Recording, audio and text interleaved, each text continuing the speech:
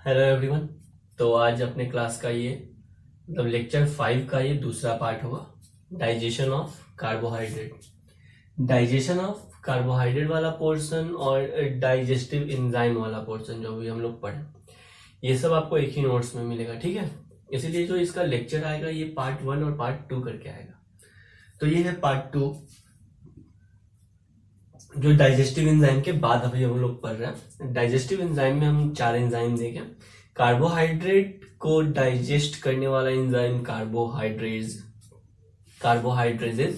ये कार्बोहाइड्रेजेस मतलब different type के हो सकते हैं। अगर डाइसैकेराइड्स को डाइजेस्ट करना है तो कौन से डाइसैकेराइड को डाइजेस्ट करना है? अगर सुक्रोज को डाइजेस्ट करना है तो सुक्रेज चाहिए, माल्टोज को करना है तो माल्टोज चाहिए, लैक्टोज को डाइजेस्ट करना है तो लैक्टेज चाहिए।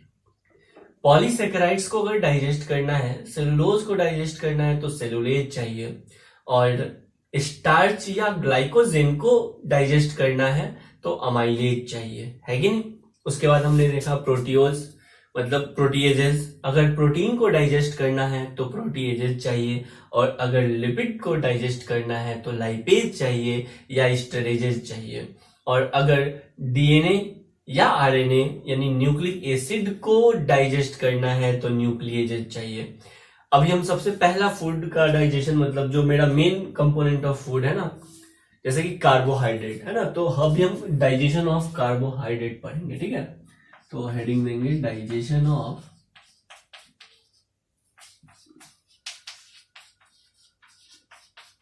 कार्बोहाइड्रेट।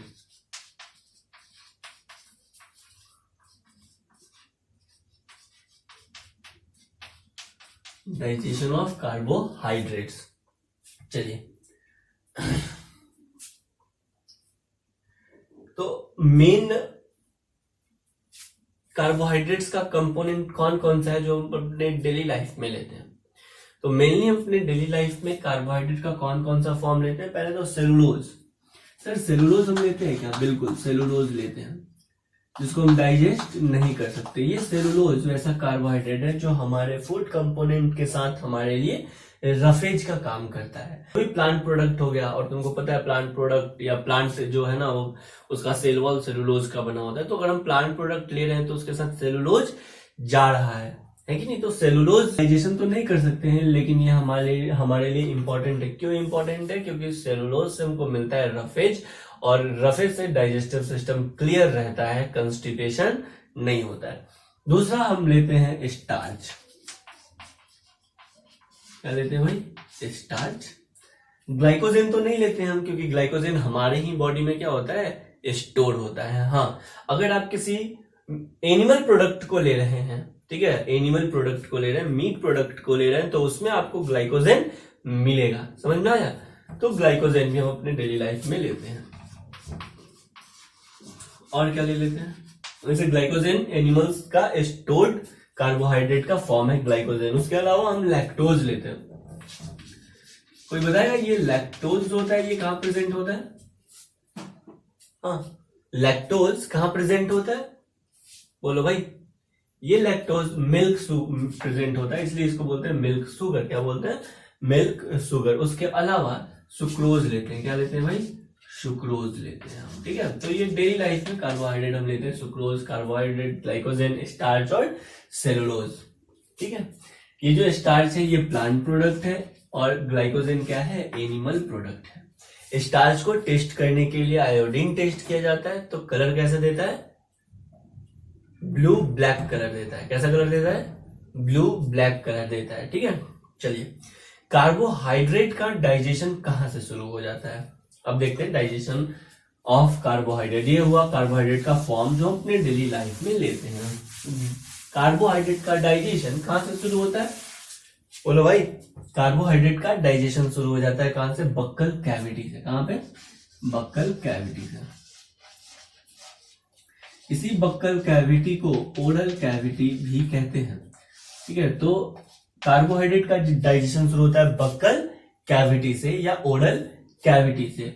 यहां पे हम लोग मेनली स्टार्च को लेके चलेंगे, ठीक है। स्टार्च का डाइजेशन किया जाता है ये स्टार्च को हम डाइजेस्ट करते हैं बक्कल कैविटी में, किसके प्रेजेंस में?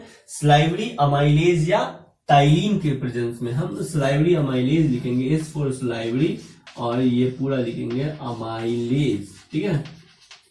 तो स्लाइवरी अमाइलेज के प्रेजेंस में स्टार्च का ब्रेकडाउन किया जाता है, कहां पे? बक्कल कैविटी में। स्लाइवरी अमाइलेज का सिक्रेशन कौन करता है? तो मेनली 3 ग्लैंड मिलके, स्लाइवरी ग्लैंड मिलके, mainly 3 pair of salivary gland मिलके स्लाइवरी अमाइलेज का सिक्रेशन करते हैं। और कौन कौन सा ग्लैंड है? पैरोटिड ग्लैंड, सब मैक्सिलरी या सब मैंडिबुलर ग्लैंड और सब लिंगुअल ग्लैंड मिलके स्लाइवरी अमाइलेज का सिक्रेशन करते हैं। और ये स्लाइवरी अमाइलेज का सिक्रेशन जो है ना, वो कहां पे पहुंचता है? ओरल कैविटी या बक्कल कैविटी में पहुंचता है, और वहां पे ये स्टार्च का डाइजेशन करता है ना। अगर हम स्टार्च ले रहे हैं तो उसका डाइजेशन करेगा और कन्वर्ट कर देगा स्टार्च को, किसमें कन्वर्ट कर सकता है? माल्टोज में। किसमें कन्वर्ट कर सकता है भाई? माल्टोज में कन्वर्ट कर देगा, प्लस साथ में माल्टोज के साथ क्या बनेगा? सुक्रोज में कन्वर्ट कर देगा। और क्या बनेगा? तो और बनेगा लिमिट डेक्सट्रीन, या इसी को बोलते हैं डेक्सट्रिन। सर डेक्सट्रीन क्या है? तो डेक्सट्रीन इंटरमीडिएट कार्बोहाइड्रेट है। डेक्सट्रीन क्या है? इंटरमीडिएट कार्बोहाइड्रेट है। जब कार्बोहाइड्रेट का ब्रेकडाउन किया जाता है या स्टार्च का ब्रेकडाउन किया जाता है, तो जो इंटरमीडिएट स्टार्च बनता है उसको क्या बोलते हैं? डेक्सट्रीन बोलते हैं। इसको ओलिगोसैकेराइड्स भी कह सकते हैं। जैसे देखो भाई, मान लेते हैं ना, ये जो स्टार्च है ना, ये पॉलीमर है और कॉम्प्लेक्स फूड मटेरियल है। इसके बहुत सारे ये सब है ना मोनोमर है या सिंपलर फॉर्म है ना किसका? स्टार्च का। ये ब्रांच चेन जैसा है, ठीक है। अब देखो भाई, जैसे ही इस पे वर्क करता है क्या, बहुत सारे शुगर मॉलिक्यूल से मिलकर बना हुआ है क्या ये स्टार्च, जैसे ही इस पे स्लाइवरी अमाइलेज वर्क करेगा तो ये माल्टोज में कन्वर्ट हो जाएगा। माल्टोज के पास 2 शुगर मॉलिक्यूल होता है तो इसको बोलते हैं डाइसैकेराइड। सुक्रोज के पास भी 2 शुगर मॉलिक्यूल होता है तो इसको बोलेंगे डाइसैकेराइड्स। और डेक्सट्रीन के पास मोर देन 2 शुगर मॉलिक्यूल होगा तब इसको बोलेंगे ओलिगोसैकेराइड। क्या बोलेंगे भाई? ओलिगोसैकेराइड। तो डेक्सट्रीन आपको बस याद रखना है कि ये इंटरमीडिएट कार्बोहाइड्रेट है। जब कार्बोहाइड्रेट का ब्रेकडाउन किया जाता है तो जो इंटरमीडिएट प्रोडक्ट बनता है उसको क्या बोलते हैं? डेक्सट्रीन या लिमिट डेक्सट्रीन कहते हैं, ठीक है। ये जो स्लाइवरी अमाइलेज है ना, ये रूमिनेंट में और कार्निवोरस एनिमल में एब्सेंट होता है। कहां पे एब्सेंट होता है? रूमिनेंट में और कार्निवोरस एनिमल्स में स्लाइवरी अमाइलेज नहीं बनता है, मतलब उसके ओरल कैविटी और बक्कल कैविटी में स्लाइवरी अमाइलेज एब्सेंट होता है। उसके अलावा लेकिन ये पिग में प्रेजेंट हो सकता है, उसके अलावा प्राइमेट्स में प्रेजेंट होता है। कहां पे प्रेजेंट होता है? प्राइमेट्स में प्रेजेंट होता है। बहुत सारे इंसेक्ट में भी स्लाइवरी अमाइलेज प्रेजेंट होता है। तो स्लाइवरी अमाइलेज प्रेजेंट हो सकता है, पिग में प्रेजेंस हो सकता है, इंसेक्ट्स में प्रेजेंट हो सकता है, और कहां प्रेजेंट रहेगा? प्राइमेट्स में प्रेजेंट रहेगा। और प्राइमेट हम लोग हैं, ठीक है। तो प्राइमेट में कौन कौन से एनिमल्स आते हैं? तो प्राइमेट्स में आते हैं मैमल्स, में ह्यूमन आते हैं। कौन आते हैं भाई? ह्यूमन आते हैं। और कौन आता है प्राइमेट में? एप भी प्राइमेट है, और मंकी भी क्या है? और मंकी भी प्राइमेट्स है। तो ये याद रखना है। चलिए, तो सबसे पहले अभी कार्बोहाइड्रेट कहां पे गया? ओरल कैविटी में या बक्कल कैविटी में। तो इस कार्बोहाइड्रेट को स्लाइवरी अमाइलेज के प्रेजेंस में ब्रेक डाउन किया गया। इसका पार्शियल ब्रेक डाउन होता है। और जब स्लाइवरी अमाइलेज वर्क करता है तो पीएच कितना होना चाहिए? हाँ भाई, ये पीएच कितना होना चाहिए? एनसीईआरटी बोलता है कि ऑप्टिमम पीएच 6.8 होना चाहिए। कितना होना चाहिए? 6.8 होना चाहिए। लेकिन आप याद रख सकते हैं 6.8 टू 7.4 पीएच होना चाहिए। नीट में क्वेश्चन आएगा तो एनसीईआरटी के साथ जाएंगे, आपसे क्वेश्चन पूछा जाएगा स्लाइवरी अमाइलेज कितने ऑप्टिमम पीएच पे काम करता है? आपका आंसर क्या जाएगा? 6.8 ऑप्टिमम पीएच पे काम करता है। लेकिन दूसरा क्वेश्चन अगर आपसे पूछा जाए कि भाई स्लाइवरी अमाइलेज कितने ऑप्टिमम टेम्परेचर पे काम करता है, कितने ऑप्टिमम टेम्परेचर पे काम करता है, तो स्लाइवरी अमाइलेज कितने ऑप्टिमम टेम्परेचर पे वर्क करता है? स्लाइवरी अमाइलेज कितने ऑप्टिमम टेम्परेचर पे वर्क करता है? तो स्लाइवरी अमाइलेज बोलो भाई, बॉडी टेम्परेचर पे ऑप्टिमम वर्क करता है। मतलब जो नॉर्मल बॉडी टेम्परेचर हमारा रहता है ना, उस टेम्परेचर पे स्लाइवरी अमाइलेज अपना फंक्शनिंग नॉर्मल करता है, मतलब इफिशियंट उस पर वर्क करता है। चलो बक्कल कैविटी के बाद फूड कहां पे जाता है? फेरिंग्स में जाता है। कहां पे आ गया? फेरिंग्स में। फेरिंग्स एक ट्रांजिशन स्टेट है, किसी भी तरह का डाइजेस्टिव ग्लैंड्स वहां पे प्रेजेंट नहीं होता है। ठीक है, चलिए फेरिंग्स के बाद फूड कहां पे गया? ओसोफेगस में गया। फेरिंग्स के बाद फूड कहां पे गया? ओसोफेगस में गया। ठीक है, चलिए तो फेरिंग्स के बाद फूड ओसोफेगस में जाता है, यानी बक्कल कैविटी के बाद फूड चला गया कहां पे? ओसोफेगस में। ओसोफेगस में भी आपको पता है कि किसी भी तरह का डाइजेस्टिव ग्लैंड नहीं है। जब किसी भी तरह का डाइजेस्टिव ग्लैंड नहीं है तो यहां पे कार्बोहाइड्रेट का डाइजेशन नहीं होगा। लेकिन तुम याद रखो भाई, हम ना फूड को ओरल कैविटी में मैस्टिकेट किए थे, यानी मैस्टिकेटेड फूड पार्टिकल है ना, masticated food particle plus salivary amylase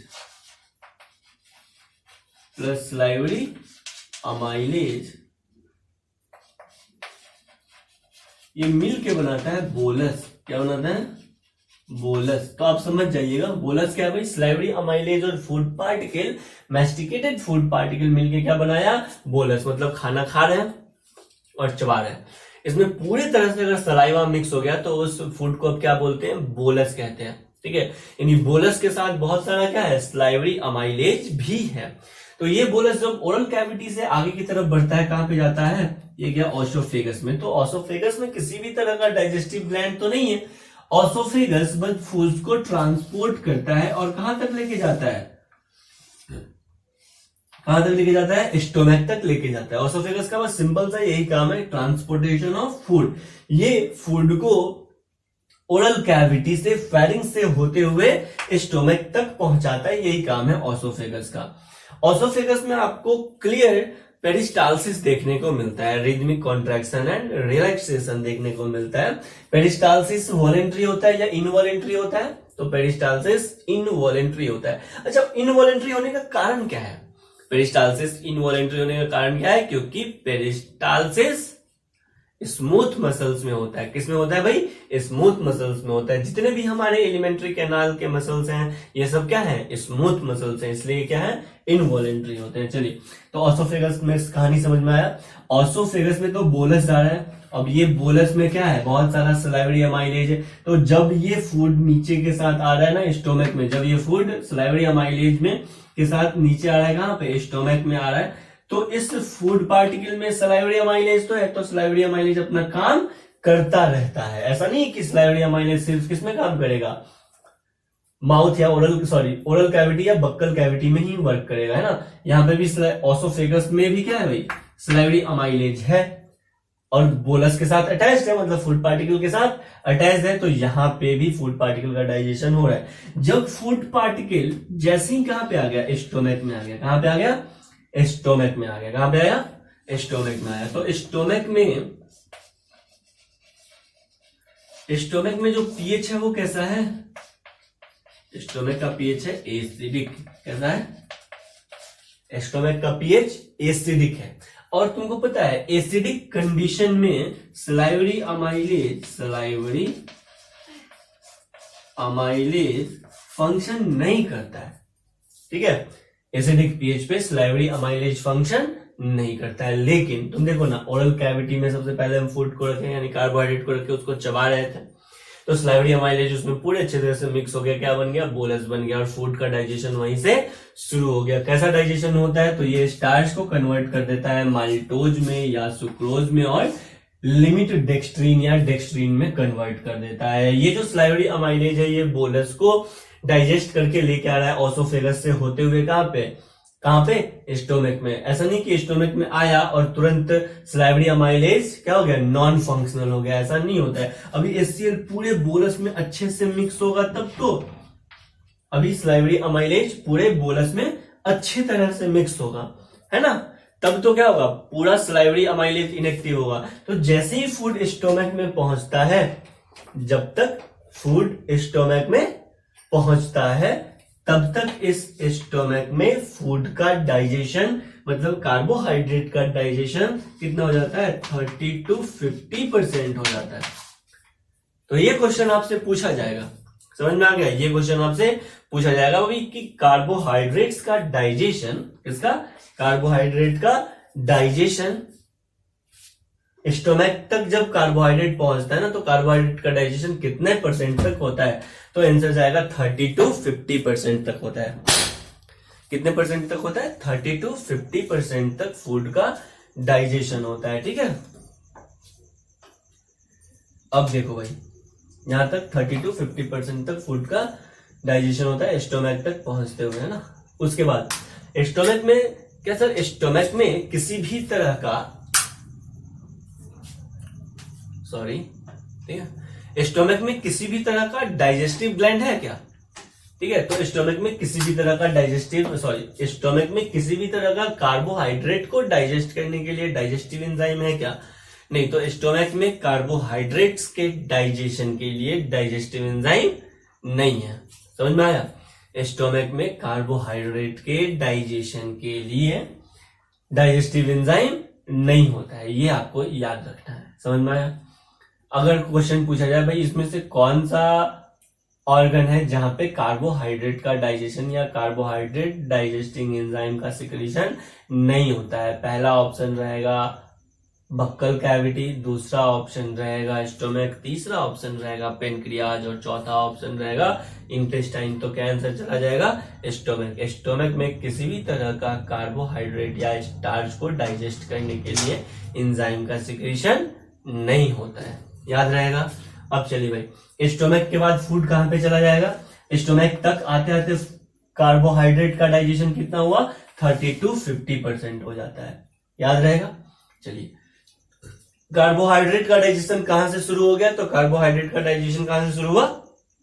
buccal cavity से शुरू हुआ। ऑसोफेगस में किसी भी तरह का डाइजेस्टिव ग्लैंड नहीं है कार्बोहाइड्रेट को डाइजेस्ट करने वाला, लेकिन डाइजेशन कंटिन्यू रहा। क्यों? क्योंकि फूड के साथ फ्लेवर या माइलेज मिक्स था। जब तक फूड कहां पे आया? स्टोमक तक आया, तब तक कार्बोहाइड्रेट का डाइजेशन होता है, और जब फूड आता है कहां पे? स्टोमक में, तब तक 30 to 50% कार्बोहाइड्रेट का डाइजेशन हो गया रहता है। अब हम पढ़ेंगे फूड कार्बोहाइड्रेट के बाद, सॉरी, फूड स्टोमक के बाद कहां पे जाएगा? बोलो ना, फूड स्टोमक के बाद कहां पे जाएगा? ये स्मॉल इंटेस्टाइन का पार्ट है, और ये स्मॉल इंटेस्टाइन का कौन सा पार्ट है? ये है डिओडेनम। क्या भाई? डिओडेनम। ये स्मॉल इंटेस्टाइन का डिओडेनम, यानी फूड का मतलब मेनली कार्बोहाइड्रेट स्टोमक से निकल के अब कहां पे गया? डिओडेनम में गया। कहां पे गया? डिओडेनम में गया। इस डिओडेनम में 3 ग्लैंड आके खुलता है। कौन कौन सा ग्लैंड आके खुलता है? तो एक तो आके खुलता है गॉल ब्लैडर, दूसरा खुलता है पेनक्रियाज, और तीसरा खुलता है, बोलो ना, गॉल ब्लैडर, पेनक्रियाज और लीवर। यही 3 ग्लैंड आगे यहाँ पे खुलते हैं, समझ में आया? और एक इंटेस्टाइन का खुद का इंटेस्टाइनल ग्लैंड। चलिए, तो गॉल ब्लैडर के बारे में क्या ही पढ़ना। गॉल ब्लैडर में क्या स्टोर होता है? गॉल ब्लैडर में स्टोर होता है क्या? गॉल ब्लैडर में बाइल स्टोर होता है, और बाइल कहीं से भी कार्बोहाइड्रेट का डाइजेशन नहीं करता है। बाइल का काम क्या है? फैट का इमल्सिफिकेशन करना, यानी बाइल का रोल नहीं है कार्बोहाइड्रेट के डाइजेशन में, तो अभी बाइल अभी हम नहीं पढ़ेंगे। लीवर बाइल का सिंथेसिस करता है, ठीक है। लीवर क्या करता है? बाइल का सिंथेसिस करता है यहाँ पे, यानी कार्बोहाइड्रेट के डाइजेशन में लीवर का भी अभी कोई रोल नहीं है, तो लीवर को भी हम नहीं पढ़ने वाले हैं, ठीक है। उसके बाद पेनक्रियाज पे आते हैं, तो पेनक्रियाज पेनक्रिएटिक जूस का सिक्रीशन करता है। किसका सिक्रीशन करता है? पेनक्रियाज पेनक्रिएटिक जूस का सिक्रीशन करता है, और इस पेनक्रिएटिक जूस में पेनक्रिएटिक अमाइलेज रहता है। पेनक्रिएटिक अमाइलेज रहता है ना। अब देखो भाई, ये पेनक्रिएटिक स्लाइवरी अमाइलेज मिला, उसके बाद हमको क्या मिला? पेनक्रिएटिक अमाइलेज मिला। स्टोमक में किसी भी तरह का डाइजेस्टिव एंजाइम नहीं मिला कार्बोहाइड्रेट के लिए। हाँ, पेनक्रियाज में हमको क्या मिला? पेनक्रिएटिक अमाइलेज मिला, ठीक है। चलिए, ये पेनक्रिएटिक अमाइलेज क्या करता है? जो भी स्टार्च बचा हुआ है जिसका डाइजेशन अभी नहीं हुआ है, क्योंकि स्टोमक तक आते आते मात्र 30 to 50% स्टार्च का पार्शियल डाइजेशन होता है, तो जो भी अभी स्टार्च बचा हुआ है, यानी 50 to 70% क्या बचा हुआ है? स्टार्च बचा हुआ है। वो 50 to 70% स्टार्च को पेनक्रिएटिक अमाइलेज, कौन? पेनक्रिएटिक अमाइलेज, ये पेनक्रिएटिक अमाइलेज जो भी 70 to 50% मेरा स्टार्च बचा हुआ है उसको पेनक्रिएटिक अमाइलेज किसमें कन्वर्ट करता है, तो यहां पे भी बनेगा क्या, माल्टोज, या क्या बनेगा, सुक्रोज, और क्या बनेगा, डेक्स्ट्रीन। ठीक है, तो ये डेक्स्ट्रीन, ये सब फिर बन जाएगा। चलिए पेनक्रिएटिक अमाइलेज के बाद अब फूड कहां पे जाएगा, इंटेस्टाइनल ग्लैंड से, मतलब इंटेस्टाइन में तो है, और इंटेस्टाइन में उसको मिलेगा इंटेस्टाइनल ग्लैंड, और इंटेस्टाइनल ग्लैंड में उसको मिलेगा इंटेस्टाइनल जूस, और इंटेस्टाइनल जूस में क्या आ जाएगा, इंटेस्टाइनल जूस में अल्टीमेटली देखो भाई, स्मॉल इंटेस्टाइन जैसे ही ड्यूडेनम से आगे मिला तो ये स्मॉल इंटेस्टाइन में क्या है, माल्टोज है, सुक्रोज है और डेक्स्ट्रीन है। क्या क्या है, माल्टोज है, सुक्रोज है और डेक्स्ट्रीन है। ठीक है, तो इंटेस्टाइन में इसको इंटेस्टाइनल जूस में ना मिलेगा अमाइलेजेस, क्या मिलेगा, बहुत सारा अमाइलेजेस। जैसे देखो भाई, जो भी डाइसेक्राइड को डाइजेस्ट करने वाला एंजाइम है, जैसे अगर माल्टोज को डाइजेस्ट करना है ना तो इंटेस्टाइनल जूस में मिलेगा माल्टेज, क्या मिलेगा, माल्टेज। स्मॉल इंटेस्टाइन में सुक्रोज को डाइजेस्ट करना है तो क्या मिलेगा यहाँ पे, सुक्रेज, और डेक्स्ट्रीन को डाइजेस्ट करना है तो यहाँ पे मिलेगा डेक्स्ट्रीनेज, और लैक्टोज को यहाँ पे डाइजेस्ट करना है तो यहाँ पे मिलेगा लैक्टेज। आया समझ में? देखो अब जैसे माल्टोज को हम डाइजेस्ट करेंगे किसके प्रेजेंस में, माल्टेज के प्रेजेंस में, तो ये टूटता है ग्लूकोज प्लस ग्लूकोज में। और अगर ये हो गया माल्टोज, अगर हम सुक्रोज को ब्रेक डाउन करेंगे किसके प्रेजेंस में, सुक्रेज के प्रेजेंस में, तो ये ब्रेक डाउन होगा ग्लूकोज प्लस फ्रुक्टोज में। और अगर हम डेक्स्ट्रीन का ब्रेक डाउन करेंगे डेक्स्ट्रीनेज के प्रेजेंस में तो हमको मिलेगा बहुत सारा ग्लूकोज मॉलिक्यूल। और अगर हम लैक्टोज का ब्रेक डाउन करेंगे किसके प्रेजेंस में, लैक्टेज के प्रेजेंस में, तो हमको मिलेगा क्या क्या बोलो, ग्लूकोज मिलेगा और क्या मिलेगा, गलैक्टोज मिलेगा, गलैक्टोज, ग्लूकोज और गलैक्टोज मिलेगा। ये है सिंपलर मोनोमर यूनिट, है ना, मतलब ये जो ग्लूकोज है, फ्रुक्टोज है और गलैक्टोज है, अल्टीमेटली पूरा कार्बोहाइड्रेट इसी 3 सिंपलर फॉर्म में जाके ब्रेक डाउन होता है। कौन कौन सा, ग्लूकोज, उसके बाद फ्रुक्टोज और गलैक्टोज में। तो आपसे पूछेगा, क्या क्वेश्चन पूछा जाएगा कि भाई मोस्ट सिंपलर फॉर्म कौन सा है, कौन कौन सा होता है, या कौन होता है किसका, कार्बोहाइड्रेट का। सिंपल एब्जॉर्बेबल फॉर्म कार्बोहाइड्रेट का क्या होता है, तो आपको बताना होगा। ये हो सकता है ग्लूकोज, ये हो सकता है फ्रुक्टोज, और ये हो सकता है गलैक्टोज। आया समझ में? तो ग्लूकोज, गलैक्टोज और फ्रुक्टोज कार्बोहाइड्रेट का सिंपल एब्जॉर्बेबल फॉर्म होता है। तो ऐसे करके हम लोग कार्बोहाइड्रेट का डाइजेशन देख लिए। आया समझ में? एक बार चलो देखते हैं कार्बोहाइड्रेट का डाइजेशन कहाँ कहाँ पे होता है।